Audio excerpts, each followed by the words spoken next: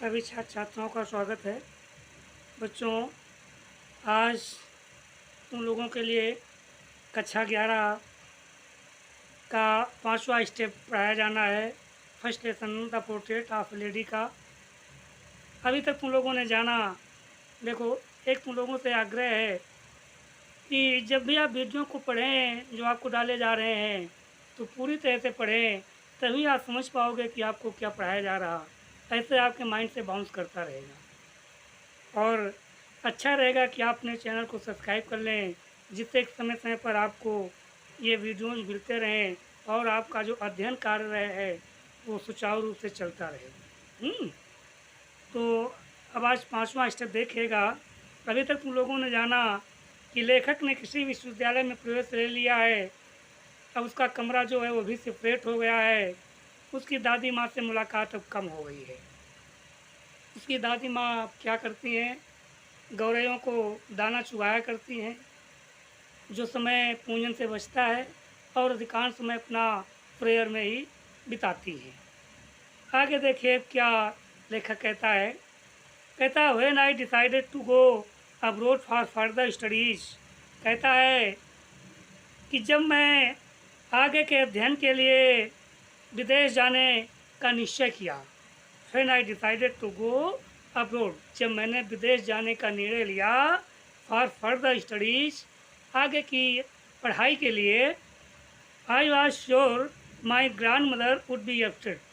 तो मुझे ये निश्चित लग रहा था कि मेरी दादी माँ इस बात से परेशान होंगी कि मैं विदेश पढ़ने के लिए जा रहा हूँ। I would be away for 5 years। अब मैं वहाँ जब जाऊँगा तो 5 वर्ष तक उनसे दूर रहूँगा। And at her age one could never tell. और ऐसी अवस्था में कोई बता नहीं सकता था कि दादी माँ का हमारे क्या हाल होगा आगे चल के। But my grand mother could, लेकिन मेरी दादी माँ इस बात को बता सकती थी। She was not even sentimental. वो यहाँ तक कि भावुक भी नहीं हुई। जो मुझे शंका थी तो परेशान होंगी, वो परेशान होना तो दूर ही बात रही, उनके अंदर थोड़ी सी भावुकता भी नहीं आई। She was not even sentimental, वो भावुक भी नहीं हुई। She came to leave me at the railway station. वो मुझे रेलवे स्टेशन पर छोड़ने के लिए आई। कौन? My grand mother. But did not talk और शो एनी इमोशन। लेकिन उन्होंने बातें नहीं की और ना ही किसी प्रकार की कोई उन्होंने भावुकता दिखाई। ये भी कोई उन्होंने प्रदर्शित नहीं किया। हर lips moved in prayer, her mind was lost in prayer. लेखक कहता है, हर लिप्स मूव्ड इन प्रेयर, उनके जो होंठ थे वो प्रार्थना में चल रहे थे। Her mind was lost in prayer, और जो उनका मस्तिष्क था वो भी इसी प्रार्थना में खोया हुआ था। Her fingers were busy telling the beads of her rosary. और जो उनकी उंगलियां थी वो जो जप माला पकड़े रहती थी, उनकी जो मनके थे उनको जपने में व्यस्त थी। क्या? दादी माँ की उंगलियां। Silently she kissed my forehead, बड़े शांतपूर्वक उन्होंने मेरे मस्तक को चूमा। एंड व्हेन आई लेफ्ट, और जब मैं वहाँ से चला, यानी विदाई हुई विदेश के लिए, I cherished the most imprint as पर have the last sign of physical contact between us. तो लेखक कहता है, जब मैं विदेश के लिए रवाना हुआ तो आई चेरिश्ड द मोस्ट इम्प्रिंट, तो मैं अपने साथ उन निशानों को ले जा रहा था जो भीगे हुए थे, उनको संजोए हुए था। I cherish the most imprint, मैं उन चिन्हों को संजो करके लिए जा रहा था। एज पर have the last sign of physical contact between us, कि शायद अब हम दोनों लोगों के बीच का जो शारीरिक कांटेक्ट है, मिलना है, आपस में जो मुलाकात होना है, ये शायद मुश्किल था। परहैप्स द लास्ट टाइम, शायद ये अंतिम मुलाकात थी हमारी और दादी माँ की। इसके बाद मुलाकात असंभव थी, इतनी बूढ़ी थी दादी माँ। नेक्स्ट पैरा देखिए। But that was not so. लेखक कहता है पर ऐसा नहीं था, ऐसा नहीं हुआ। After 5 years I came back home and was met by her at the station. लेखक कहता है आफ्टर 5 years, 5 वर्ष बाद, आई केम बैक होम, जब मैं घर वापस आया, and was met by her at the station, तो मेरी मुलाकात फिर दादी माँ से स्टेशन पर ही हुई। She did not look a day older. वो एक दिन यानी जरा सा भी वो बूढ़ी नहीं दिखाई पड़ी, जैसी थी वैसी ही मेरी दादी माँ मुझको दिखाई पड़ी जो 5 साल पहले थी। She still had no time for words. अब भी उनके पास बात करने के लिए समय नहीं था।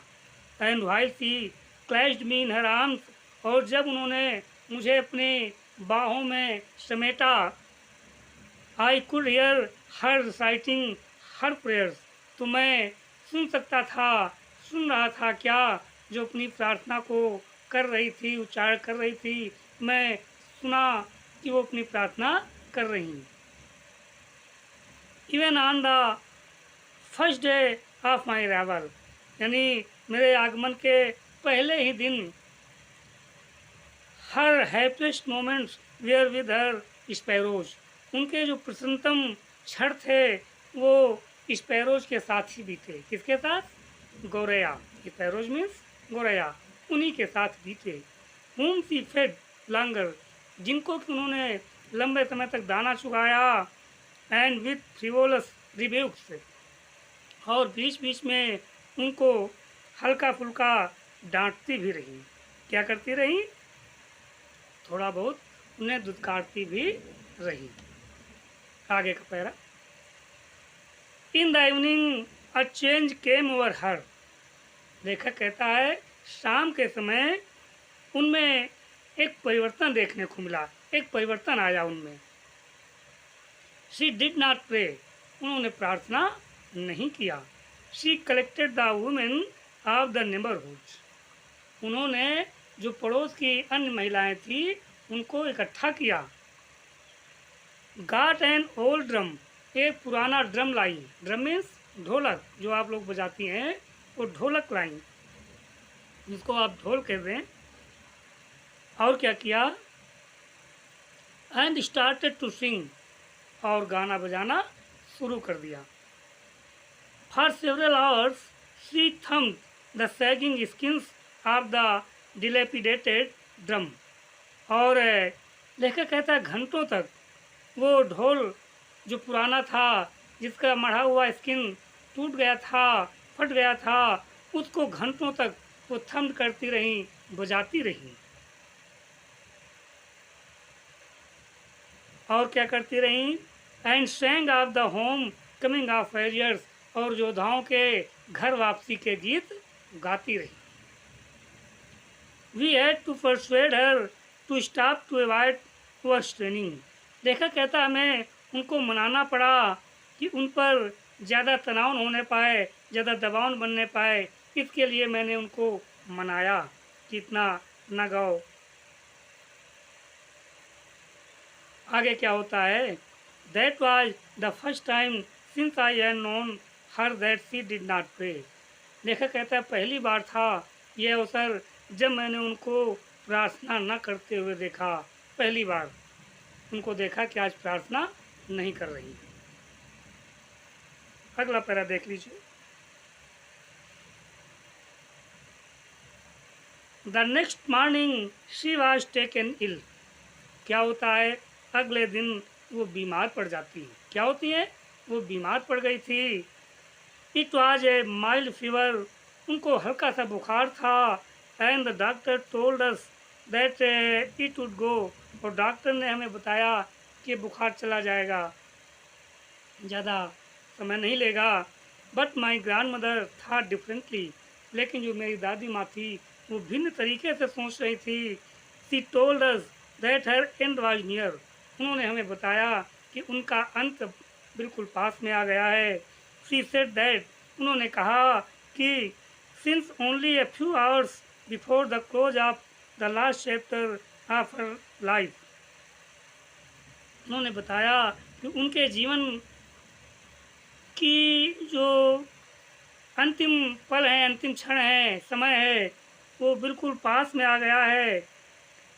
सी हैड ओमिटेड टू प्रे, उन्होंने अपनी प्रार्थना भी बंद कर दी। She was not going to waste any more time talking to us, वो अपना और समय बर्बाद नहीं करना चाहती थी कि हमसे बात करके अपना समय बर्बाद करें।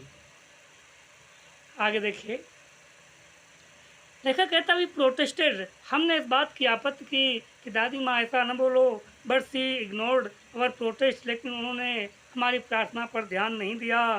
सी lay peacefully in bed praying and telling her beads, वो शांतपूर्वक अपने बेड पर लेट गईं और क्या करती रहीं? प्रेइंग, प्रार्थना करती रहीं, एंड टेलिंग हर बीट्स, और अपने जो मन के थे उनको अपना गुनगुनाती रहीं। Even before we could suspect, शंका कर पाने से पहले ही हर लिप्स स्टॉप मूविंग, उनके जो होंठ थे उनका चलना बंद हो गया। And the rosary fell from her lifeless fingers, और जो माला थी, जपमाला थी, उनकी उंगलियों से छूट गई।